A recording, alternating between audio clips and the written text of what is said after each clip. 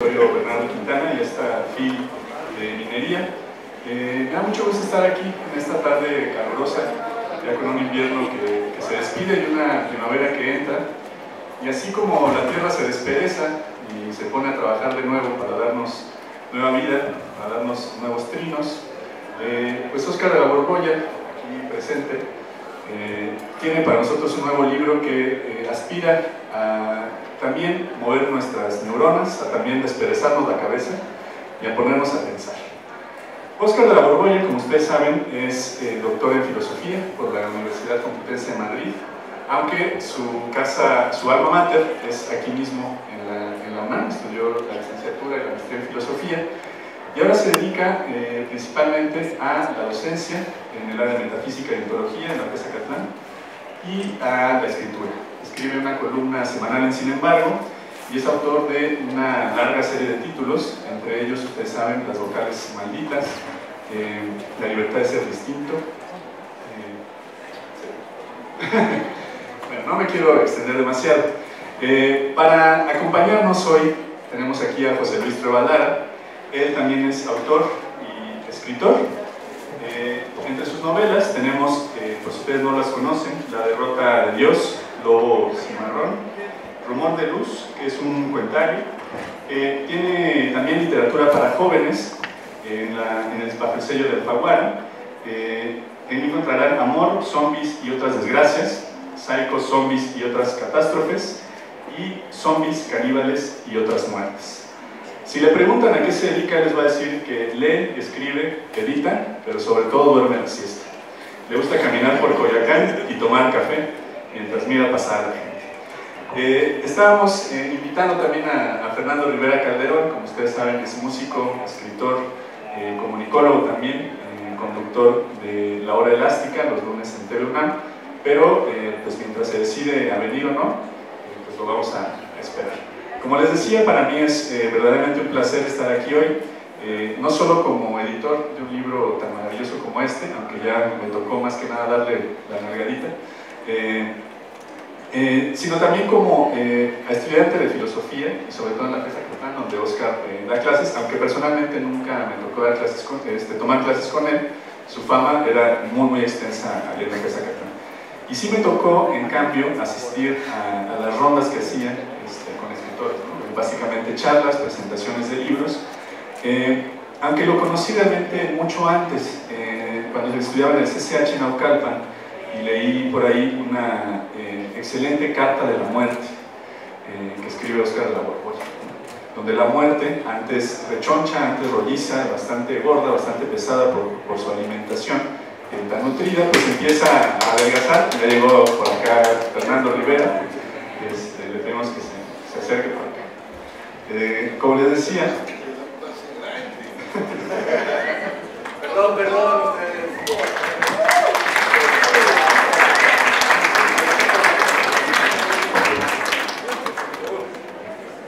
Bueno, para no hacerles el cuento largo, pues Óscar, como les decía, ha sido un maestro también para mí, una gran inspiración para dedicarme a esto, y pues es nuevamente un orgullo estar aquí presentando este libro. No me voy a extender más, entonces le voy a dar la palabra a José Luis para que también nos diga un poco más, y pues nada, démosle un fuerte aplauso a Óscar.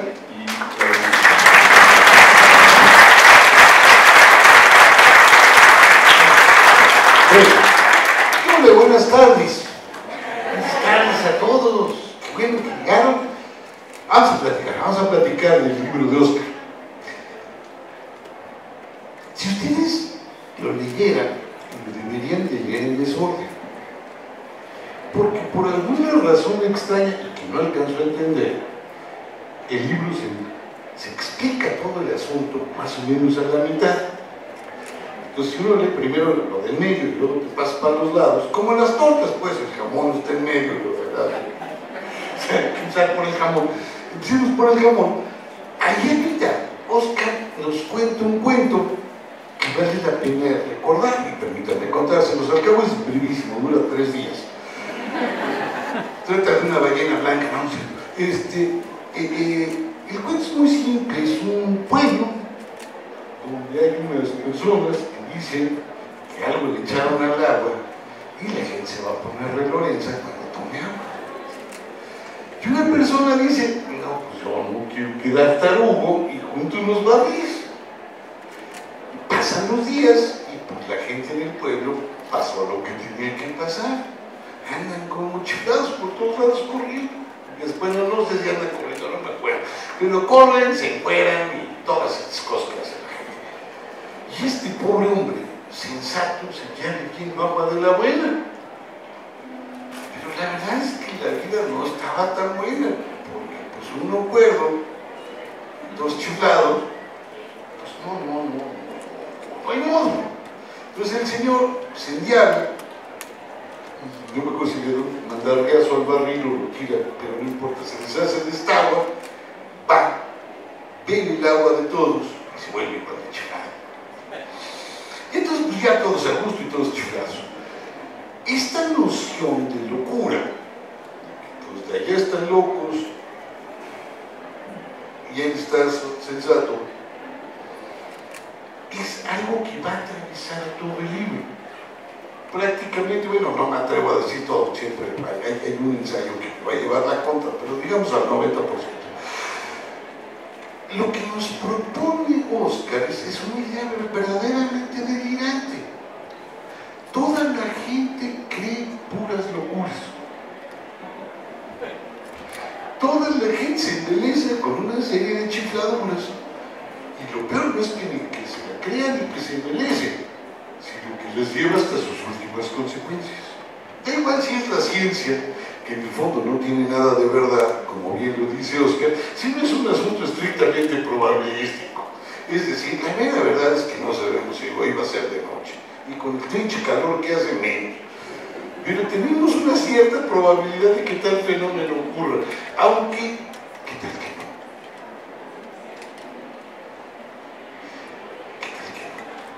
Porque así seguro no. Bueno, en la noche les digo. Es decir, pareciera que nosotros somos capaces de estar todo el tiempo creyendo cosas raras. Oscar seguro que ahorita me va a dar un zape, pero nos pasa en el punto de Oscar que nos está planteando aquí, se parece un poco a la cosa de la caverna. Ya no estamos viendo ahí puras sombras, puras cosas muy raras, y ahí nos las vamos creyendo. Pero no solo eso. El problema es, ¿y qué tal que dudamos de esa realidad? ¿Qué tal que dejamos de pensar que la ciencia es de veras? ¿Qué tal que dejamos de pensar que todas estas creencias son absolutamente sólidas? La consecuencia sería, y esa es una lectura ya mía, perdón, que es donde ya no entra Oscar, aquí ya entro yo, lo que en el fondo Oscar nos está proponiendo es dos cosas en paralelo. La primera, una suerte de revolución, pues no sé de qué tipo, pero sí muy rara. Porque si yo le dejo de creer a los científicos, porque son unos cuates que nada más juegan a la probabilidad, resulta que ellos tienen el mismo valor que el plomero. Y entonces le debo de hacer el mismo caso al plomero que al científico. No solo eso, le debería de dar un subsidio al plomero y un SNI al plomero para que el plomero lograra no destruir mi casa. Piénsenlo. Ustedes van con el médico y le hacen caso, se dejan abrir la panza. Pero si el plomero les dice, oiga, te voy a hacer un hoyito en su pared, no, ni madre, porque usted lo sabe. ¿Por qué? Pero no solo hay esta posibilidad de una lectura de una revolución igualitaria, sino que al mismo tiempo hay otra posibilidad, que resulta que todo lo que hemos leído, visto y pensado no es cierto, y que nada más nos hicieron mensos, o nos hicimos mensos, da igual. Si todo lo que yo leí de ciencia, si yo todo lo que leí de historia no es cierto, ¿qué camino me queda? Ese tampoco lo despeja, es decir, le pone el cascabel al gato y ahí te dejo chiflando en tu casa, claro. no duermas, total, yo ya me dormí, es una prótesis bastante comodina, pero no importa. Yo propongo que hay una salida. La primera, pensar que ese mundo loco en realidad ya estaba anunciado. Y que cuando nos lo anunciaron, no nos dimos cuenta. Es decir, Oscar nos anunció que el mundo estaba de cabeza el día que nos avisó que había ratas gigantes, se podían entrevistar a los muertos. Toda esa época de cronías es capaz de avisar. Y ese mundo se le volvió real. Es decir, el mundo crónico dejó de ser crónico y se volvió real. Esa es una posibilidad. Y la otra es optar por una chance de una suerte de autofobia. Es decir, ¿saben qué? Que ya me hartaron. ¿Saben qué? Que ya estoy hasta el gorro. Ha sido un gusto, ya nos vemos. O hay una tercera posibilidad. ¿Qué tal que soñamos? Es decir, si todo lo que yo leo es puro cotorreo, si todo lo que veo, quién sabe qué diablos es, a lo mejor la única chance que me queda es irme a dormir o echarme un peyote. La verdad es que suena bien. Estas posibilidades de Oscar son quizá lo que va entramando a todos los ensayos que están aquí. Quizá, por supuesto, insisto, me falta alguno, pero eso me gusta. Y me gusta volverme a encontrar a Oscar en el libro. Y me gusta más, voy a confesar algo, me gusta más en libros que en Sin embargo. Sí, porque en el libro hay una ventaja, tú te sientas y te lo echas de corrido, o en dos tandas, o en las que sean, eso ya depende del aguante. Y sin embargo hay que esperar a que caiga el lunes. Y eso siempre es datoso. Pues esto era lo que yo quería contarles brevemente, porque hay que ser más o menos sustancioso, espero no haberlo sido. Porque va Fernando, luego va Oscar, y les informo que luego van ustedes. Y si no van ustedes, les va a tocar. Gracias, Oscar, como siempre. Gracias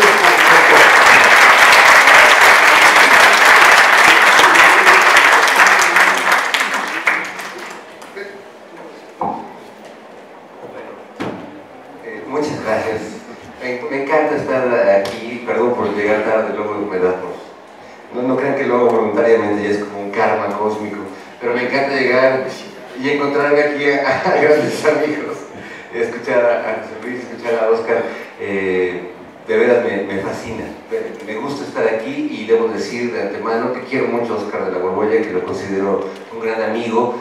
Me pasa con él ese fenómeno maravilloso de cuando uno pretende que sus maestros se vuelvan sus amigos, y yo he tenido la gran fortuna en la vida de que lo he logrado algunas veces, y esta es una de ellas, y me aprecio de ello, mi querido Oscar, así que gracias por invitarme. Creo que este libro, El arte de dudar, describe a Oscar de la Borbolla en su totalidad, es como él en papel, porque es un libro que tiene está escrito con todo el talento literario que tiene Oscar, pero también nos plantea sus obsesiones, sus dudas y un sentido de la autocrítica que cuando uno lo lee creo que el concepto sería deliciosamente incómodo. Yo creo que todos, el que se rió por lo menos entiende el concepto. Es como un poco parecido al matrimonio, pero cuando está bien el matrimonio, porque ya luego es radicalmente incómodo, pues. No, cuando es deliciosamente incómodo, hay una cosa que nos obliga a cuestionarnos todo el tiempo.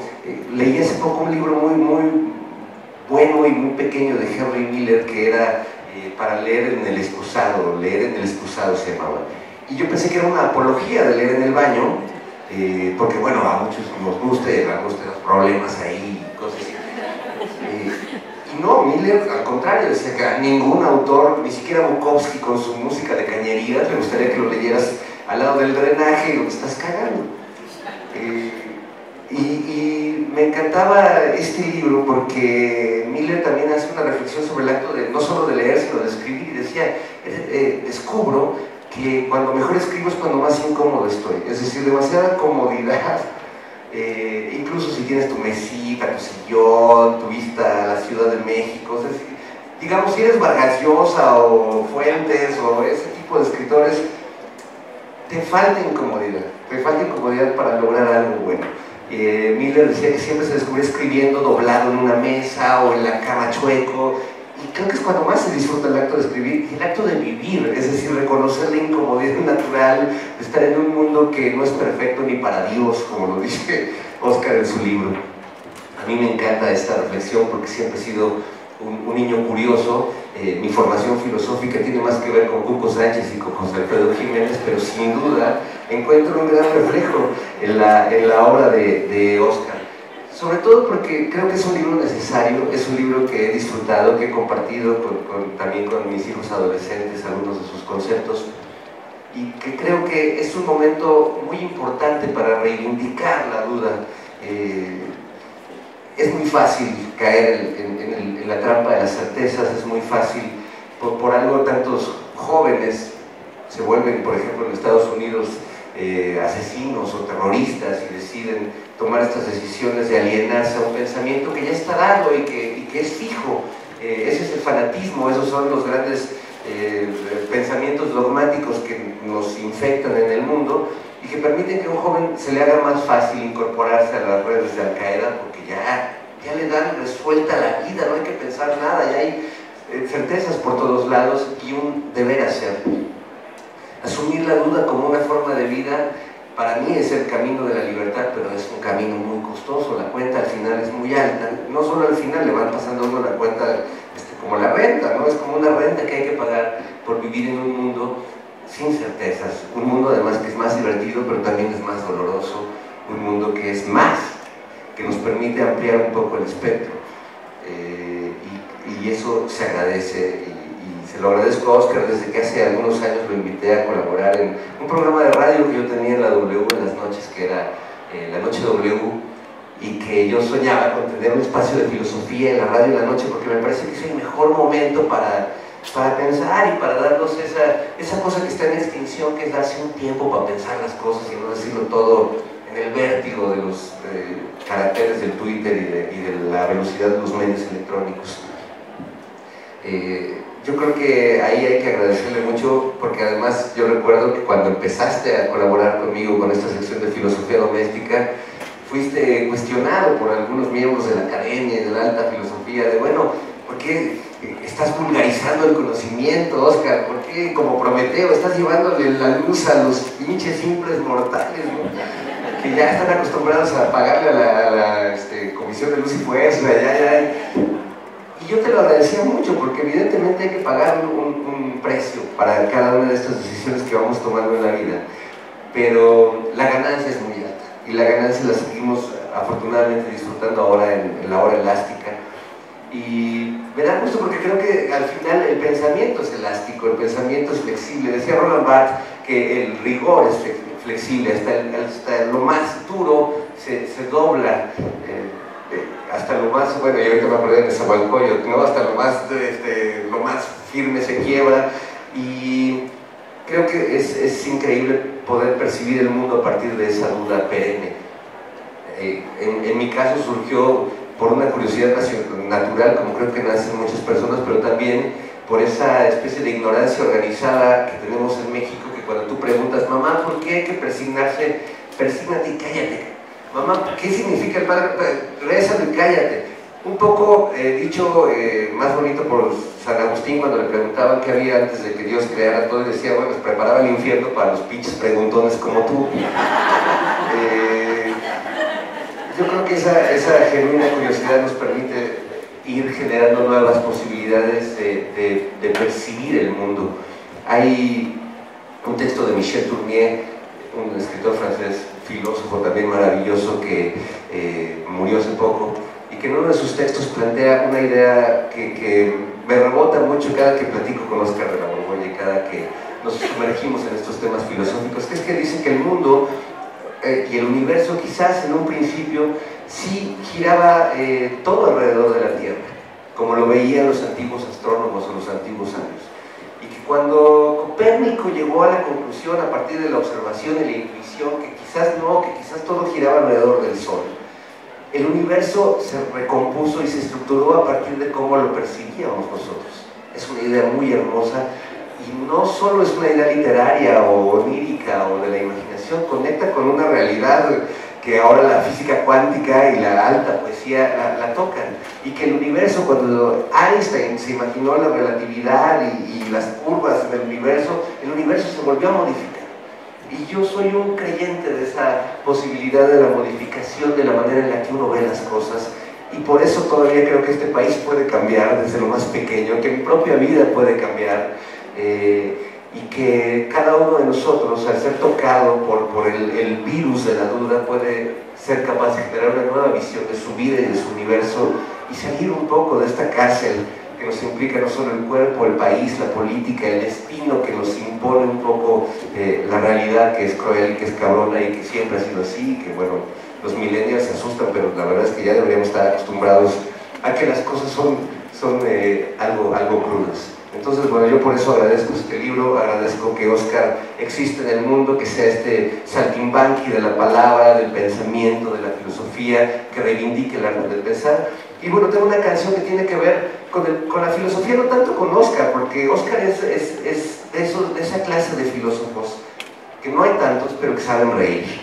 Y yo creo que la risa se agradece y que el mundo se puede entender también como una gran broma de Dios, como un chiste del que algunos de pronto, cuando vean que una persona va en la calle y se ríe de repente, es que entendió el chiste. No busquen una explicación, es probablemente eso. Así que yo le pediré ahora a mis hijos que me presten mi guitarra y el libro, que la letra, que bueno, me voy a acercar tantito nada más para terminar esta participación con una canción que tiene que ver con el costo de pensar, el costo. Ahí viene en la bolsita, Mateo, por favor, el libro con la letra adentro. Espero que suceda lo que tiene que suceder. Le recompuse aquí unas últimas estrofas. Gracias. Vamos a ver qué pasa. ¿Quién soy? ¿A dónde voy? ¿Qué día es hoy? ¿Por qué estoy en un conflicto existencial? La realidad no es tan real.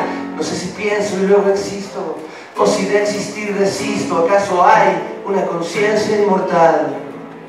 Porque hay algo en vez de nada. Yo también me he preguntado, y esta duda es estocada, y solo sé que no he cenado. Y si tomo yo esa bruta y me bebo la cicuta, con mis dudas seré enterrado. Sócrates, Wittgenstein, Heidegger, Kierkegaard, sálvenme, díganme cómo estar sin llorar, muéstrenme cómo entender este mundo, pues dice Cioran que es absurdo e inmundo. Hegel, Kant, Nietzsche, Schopenhauer y Platón, porque a los que piensan les va mal en el amor. Blas Pascal, Descartes, Voltaire, Bataille, Foucault, ya quítenme el temor y el temblor. ¿Qué es el alma? ¿Qué es el cuerpo? ¿Qué es el ser? ¿Qué es el tiempo? ¿Todo cambia o es lo mismo o es purititonanismo? ¿Estamos solos o hay un Dios? ¿O tal vez hasta haya dos? ¿O solo escucho el eco de mi voz? Voy nadando hacia la nada que está llena de vacío, y mi espíritu pregunta ¿qué hora yo? ¿De qué me río? Yo me río de las ideas y de nuestra percepción y de la fe irracional en la razón. Sócrates, Wittgenstein, Heidegger, Kierkegaard, sálvenme, díganme cómo estar sin llorar, muéstrenme cómo entender este mundo, pues dice Cioran que es absurdo e inmundo. Hegel, Kant y Nietzsche, Schopenhauer y Platón, porque a los que piensan les va mal en el amor. Blas Pascal, Descartes, Voltaire, Bataille, Foucault, ya quítenme el temor y el temblor. Rechazando las certezas, este mundo nos cuestiona. El comal pregunta a la olla y yo a Óscar de la Borbolla. Con la duda por coartada, hoy te estamos celebrando. Si hemos de ir a la chingada, nos sabremos ir puebleando. Sócrates, Wittgenstein, Heidegger, díganme cómo estás sin llorar. Muéstrenme cómo entender este mundo, pues dices llorar que es absurdo e inmundo. Hegel, Kant, Nietzsche, Schopenhauer y Platón, porque a los que piensan les va mal en el amor. Blas Pascal, Descartes, Rousseau, Voltaire, Bataille, Foucault, ya quítenme el temor y el temblor. Yeah.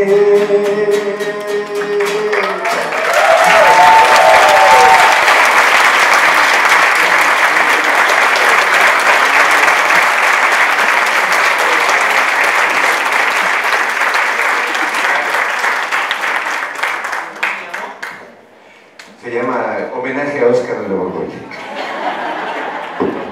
Muchas gracias a José Luis y a Fernando por estas pequeñas intervenciones. Y pues, digo, con este regalo musical, ¿qué más podemos pedir? Al final, lo único que queda desierto es la duda, ¿no? Y como ya vimos, pues el relajo. Entonces vamos a darle la palabra a Óscar de la Borbolla, ahora sí, su tarde de gala, para que nos cuente de qué va el arte de duelo. Pues de lo que han dicho, más o menos. Muchísimas gracias a todos los que están presentes, muchísimas gracias a los que me están acompañando en la mesa, a David, que es mi editor en Random House, ha salido el libro por el sello Grijalvo, y quisiera referirme a cada uno de los dos que han participado y por ahí agarrar un poco la línea del libro. Voy a empezar porque lo tengo más próximo en la memoria, con Fernando. Es cierto, hace muchos años lo conocí en Guadalajara, me invitó para participar en la Noche W. Nos echamos como 3 años platicando en las noches, y es cierto, me costó, no creas que me costó el prestigio de la academia, ya lo había perdido. Había perdido justamente por lo que recordaba hace un momento José Luis, por aquella columna de las Ucronías en que me dedicaba a publicar mentiras, desaforadas mentiras, que eran tomadas como ciertas. Y sí es cierto, me estaba preparando para algo así como lo que vino después, inventando pues estaciones de radio que transmitían a la frecuencia de las ondas telepáticas y no podíamos apagar el radio, salvo con anestesia, porque éramos radioreceptores todos, o una que fue muy célebre porque encontré un sótano con objetos satánicos debajo del Templo Mayor y que le trajo una gran cantidad de visitantes al Templo Mayor. Eduardo Matos Moctezuma finalmente me lo terminó agradeciendo y ahora somos buenos amigos, pero en ese momento le chocó tener que atajar a mis lectores locos. Empecé con Fernando, pues, en esa hora, y a veces, instigado por él y a veces por mí, llegué a derrapar hondo, para caerme por completo del bien ver de la academia. Una noche, no sé si te acuerdas, que estuvimos sacándole las implicaciones filosóficas a José Alfredo Jiménez. Fue maravilloso y eso sí me terminó por expulsar. Estaba yo a punto de que me dieran la cátedra Vasconcelos en Acatlán y se negaron después de eso, porque era una infamia que alguien se prestara a rebajar a la filosofía. Yo venía de ser ayudante del doctor Eduardo Nicol, este filósofo muy serio que vino con la camada de los refugiados españoles, y me tocó el gusto de conocerlo. Era tan formal que dictaba su clase y nosotros tomábamos nota. Mi participación con él, que duró 6 o 7 años, ya no recuerdo, me fue volviendo la persona más formalita del mundo. Usaba traje, corbata, redactaba mis propias clases, mis primeros alumnos las han de haber padecido, y me fui poco a poco aislando del resto del mundo. en el seminario de metafísica, donde me eché pues toda mi maestría completa y más. Terminé por adquirir un vocabulario filosófico impecable. Podía pasar de un idioma al otro, hablar en hegeliano, hablar en kantiano, hablar en heideggeriano. En heideggeriano lo tenemos prohibido porque Nicole odiaba a Heidegger. Pero era yo uno de esos filósofos hechos a la medida de la Facultad de Filosofía. Y un día, la muchacha que me ayudaba en el aseo me pidió que fuera su padrino de bodas. Y fui al pueblo donde se iba a casar, y ya ahí me pidió que subiera a la punta de un cerro donde estaba su bisabuela, porque había platicado mucho de mí y quería conocerla. Subí al cerro, me encontré a una señora de 100 y pico de años con una cesta de lana y una rueca, y me preguntó a qué me dedicaba. Entonces le expliqué que me dedicaba a la ontología. Era la versión sintética. Se quedó muy extrañada. Traté de explicárselo durante más de media hora. No pude. Y me dijo así como para tranquilizarme: no se apure, yo sí le voy a enseñar lo que hago. Sacó un poco de la pelusa de la cesta, la empezó a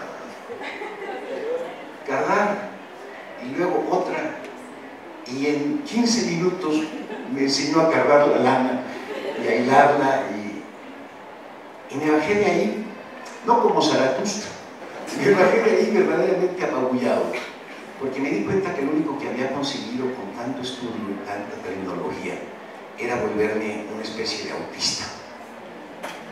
Y luego me tocó ver a Nicole sufrir mucho, porque su filosofía no trascendía como él quería.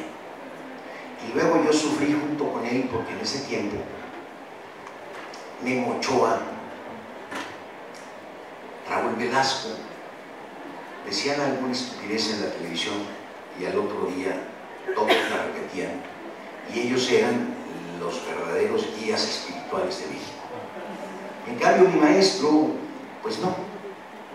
Tuve que tomar la decisión de apartarme de esa filosofía acartonada y entender qué demonios pasaba en este tiempo, a dónde estaba la famosa ágora. Y el ágora, perdonen ustedes, pero está en las redes sociales, está en la televisión, está donde está la gente. Y además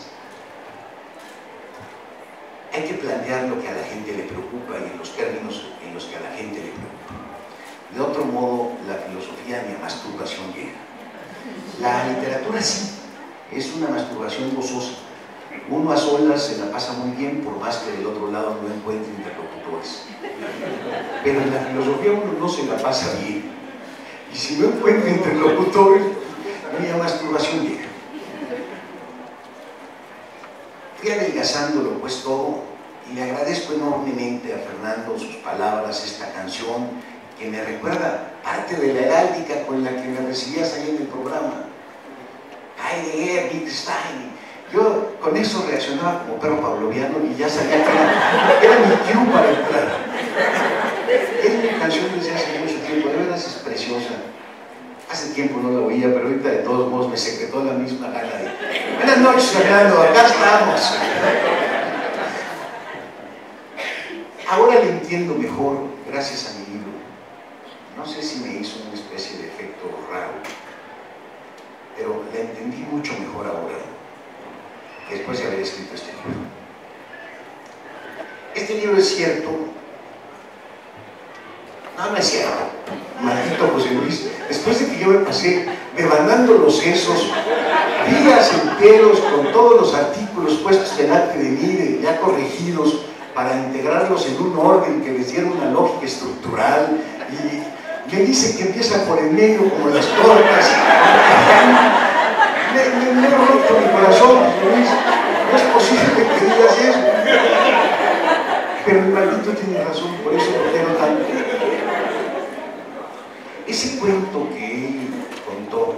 cuento sufí, maravilloso. El personaje le faltó decir esto. Cuando ve que todos enloquecen, él cree que los demás están locos, pero a él todos los demás lo ven como el loco. Y no es que quiera reunirse con ellos, sino que por el temor de que lo agarren y lo metan a un manicomio, porque él es el raro, termina rompiendo las vasijas y bebiendo el agua de la gente para poder volver a fundirse con ellos. Ese cuento, si no es el centro de este libro, porque si no es el comienzo de este libro, porque está bien donde está, sí es un poco el centro de mi pensamiento.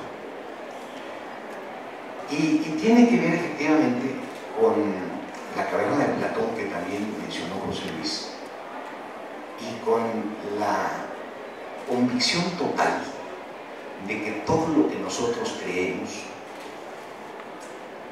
no tiene ninguna dosis de verdad. Si no hubiéramos nacido en México, no creeríamos lo que creemos. Si hubiéramos nacido en México, pero en otro tiempo, no creeríamos lo que creemos.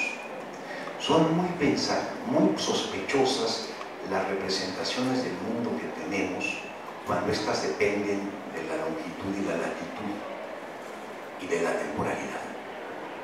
Porque entonces parece que no tenemos un contacto directo con las cosas, sino que vienen filtradas nuestras impresiones por la cultura en la que nacimos, por la idiosincrasia en la que estamos.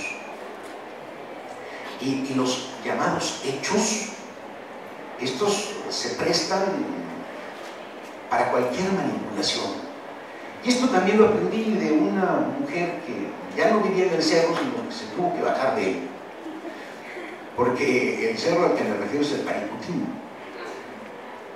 Era la nieta del indígena purépecha que estaba escarbando con el azarón en el suelo, y al ver ahí los rescoldos pensó que estaba saliéndose el diablo y fue a la comunidad a pedir ayuda, y el cura, que tenía la misma mentalidad que él, agarró una cubeta de agua bendita y llegó con la cubeta, se le echó a los rescoldos, salió una llamarada, se espantaron, fueron por más agua bendita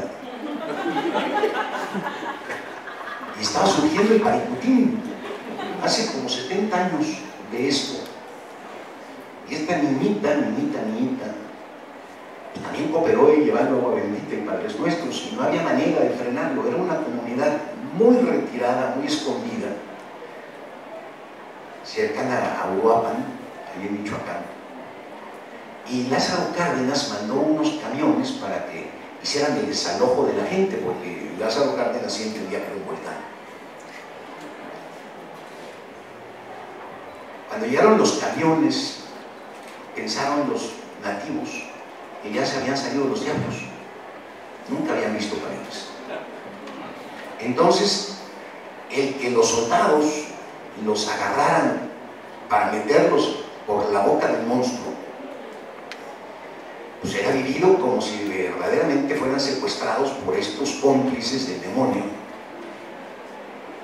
Y los que estaban abajo corriendo para escapar veían por las ventanillas de los camiones pues que sus compañeros gritaban como si estuvieran siendo deglutidos.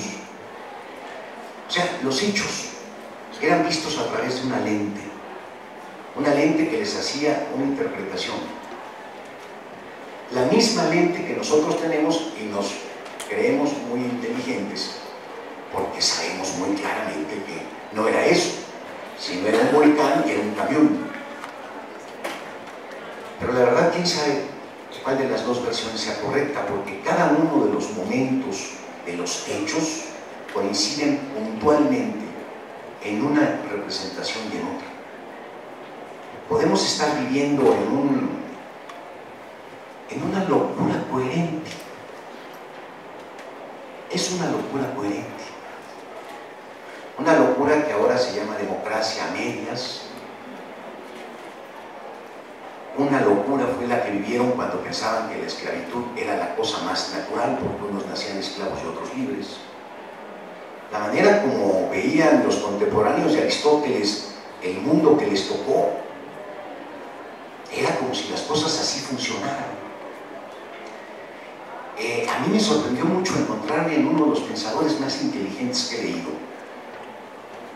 Bertrand Russell, La conquista de la libertad, unas opiniones de descalificación a propósito de las mujeres, diciéndole al lector: usted y yo entendemos que las mujeres no funcionan muy bien, que tienen la mentalidad corta. Y siguió adelante. 3, 4 incidencias ahí de una misoginia atroz, que ahora nos resulta vomitiva porque vivimos con otra lente. No estamos al final de la historia como quería Hegel para ya tener la versión definitiva de las cosas. Tenemos una representación del mundo, un sueño que resulta coherente, y nos va mal con este sueño. Y lo que procuro en este libro es fulminar cada una de esas certezas que van constituyendo esa cárcel de la que hablaba Fernando. Es la representación en la que vivimos. Vemos el mundo desde la edad que tenemos, por las lecturas que hayamos hecho, por lo que nos ha sucedido, por lo que creen en nuestro medio ambiente. O sea, somos un vil resultado de una serie de factores que nos han troquelado nuestra cosmovisión. Ojalá hubiéramos nacido en otra parte. Sería tan bonito rezarle a Ganesh. Como imagen, a mí me resulta más simpático Ganesh que la Virgen de Guadalupe. Es un muñeco precioso, con cabeza de elefante, 6 brazos y con una leyenda, como todas las leyendas, absolutamente absurda. Me encantaría tenerle la devoción que le tienen en la India a Ganesh. O si hubiera nacido en otro lado, otra cosa pensaría. Pienso lo que pienso por razón del tiempo y el espacio que me han tocado. Y esto que pienso me lastima, esto que pienso no me deja avanzar, esto que pienso es una tortura para mí. Pues a cambiar el pensamiento, por lo menos a socavarle los cimientos para poderlo ver de otra manera. La duda es una forma sencillamente de no creerse todo lo que uno piensa, y es la manera más sana para enfrentar la propia vida y para poder vivir en una comunidad de gente tan distinta como la que hoy habita este planeta. La duda le quita las aristas a la convivencia. Por eso hice este libro, aparte porque se fue haciendo solo, y lo hice porque José Luis, que es mi amigo de toda la vida, siempre está molestando con que publique algo, y le chocaba leerlos por capítulos sueltos, y lo hice en alguna medida para recordar también, o para que no se me fuera de la memoria, mi hermana Ligia de la Borbolla. Muchísimas gracias.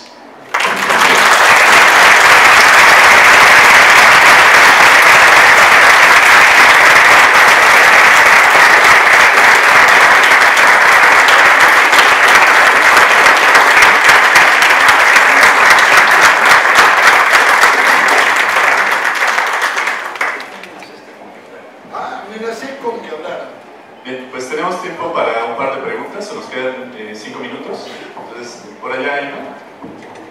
Nada más fuertecito, por favor. Claro que sí. Primero que nada, felicidades por la presentación, siempre es muy divertido. No solamente leer a Oscar de la Borbolla, sino escuchar a todos sus amigos. Entonces, siempre es muy divertido, se agradecen las presentaciones.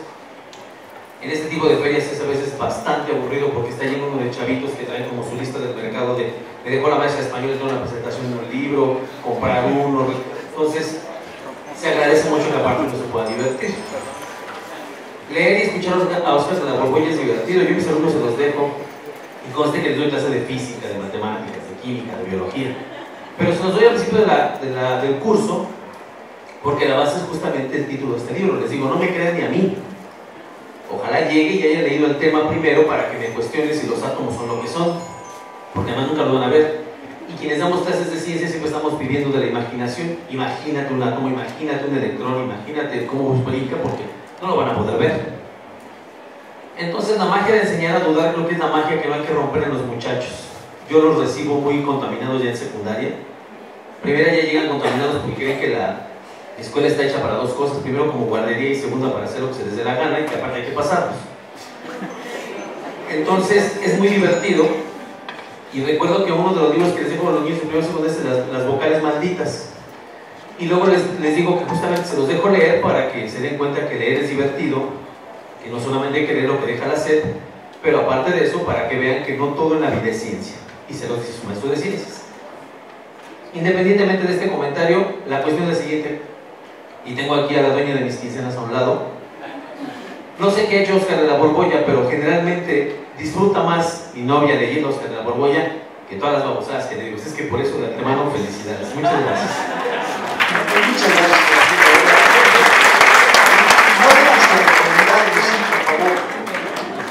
Voy a pedir nada más que sean preguntas concisas, por favor, porque nos queda poco tiempo. Tenemos tiempo para un par más. Bueno, me presento, mi nombre es Josué Sánchez, soy estudiante de comunicación de Acatlán, así que igual nos vemos por ahí. Y bueno, me generaba curiosidad el comentario del señor José Luis, que decía que al final del libro nos dejas como sin nada, ¿no? Sin camino, extraviados, y luego con todas las dudas, ¿no? Y dudando de todo. A mí me genera una gran duda. ¿Cómo es que se consigue, ya que nos haces el arte de la duda, cómo se consigue el arte de la objetividad? A ver, mira, te lo pongo con un ejemplo que es el primer capítulo rapidísimo. Si uno lee a Borgias, se termina convenciendo de que la comunicación no es posible. ¿Por qué? Porque cuando yo digo el perro café, yo pienso en mi perro salchicha y tú piensas en un perro San Bernardo, y cada quien piensa en su color de café. Y parece que estamos hablando del perro café, pero no estamos hablando del mismo perro café. No hay comunicación. Eso con más detalles está en el libro. Luego resulta que esto que te acabo de explicar me lo acabas de entender, que no hay comunicación. ¿No? Ustedes también. Entonces, sí hay comunicación. Y luego hay un ejemplo precioso.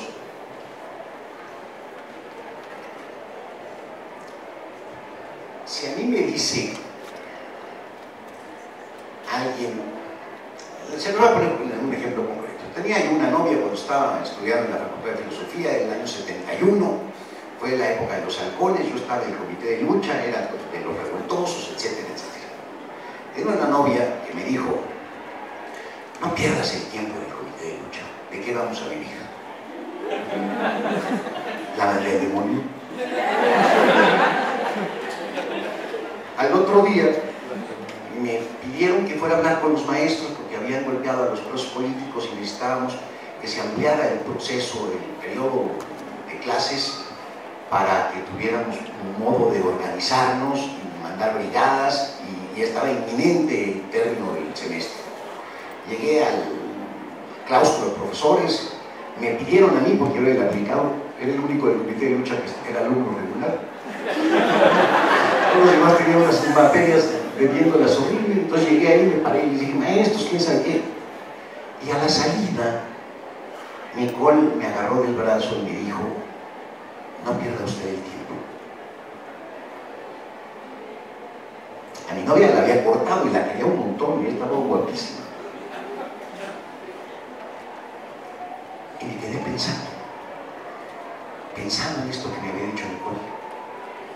Lo pensé mucho tiempo, muchísimo tiempo, y cada que lo pienso me dice algo nuevo.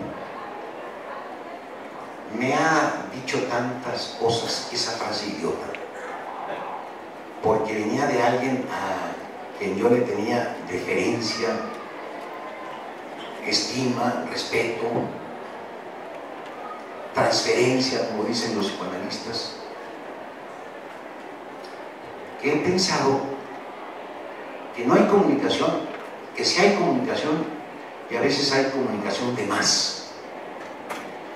Hay comunicación de más cuando lo que el otro me dice, yo le doy las suficientes vueltas como para desbordar el significado que él me dio y ser yo el que me da el mensaje. El otro no es más que una pared en la que rebota algo que yo me tengo que terminar de decir a mí mismo. Hay comunicación, no hay comunicación y hay comunicación de más. Ahí está un ejemplo. ¿Por cuál de esas posibilidades uno se mete? ¿Quién sabe? El chiste es, frente a cada problema, analizarlo de un modo, de otro, para que se dé uno cuenta que las cosas no son tan fáciles, o que son así de fáciles, así de ridículas. Porque José Luis lo dijo,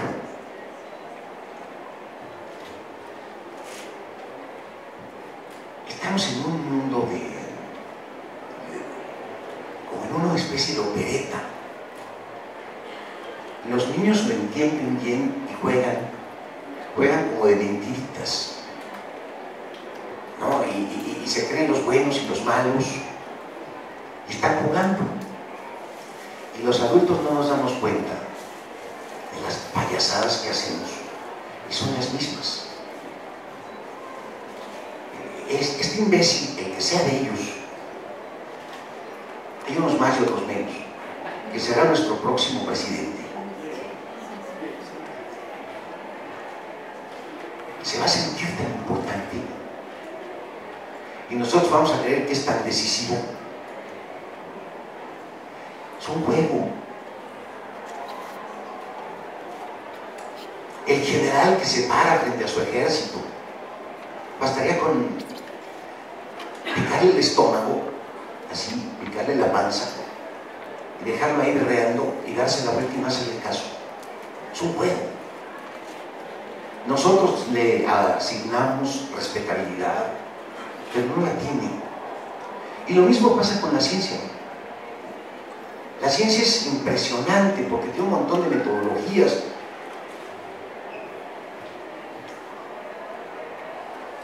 Pero hay otras metodologías con otras propuestas. Y sí, el plomero y el científico, pero el médico no, dice José Luis, porque su hijo es médico. Pero la verdad, todos nosotros, cuando la medicina alópata falla, vamos con el homeópata, vamos con todas las medicinas alternativas, y vamos con el hierbero y con el granicero y con el que sea. Tú conoces a Pedro Sontemo. Tiene un libro porque él tiene una enfermedad terrible que no se le ha podido curar. Hizo un libro de fotografías maravilloso, de entrevistas con 50 diferentes versiones de medicina, y falló lo mismo el médico, cirujano, especialista que el otro. En el error los dos fallaron. A lo mejor habría falta que se hubiera encontrado con alguien que le hiciera imposición de manos, y en una de esas, por la sugestión, se habría logrado curar. Porque mucha gente se curó con imposición de manos. Hay un libro de Castiglioni que se llama Magia y Encantamiento, donde se documentan todos los curados que los Luises de Francia curaron porque creían que eran hijos de Dios. Es un juego idiota. Pásensela bien, porque se va a acabar.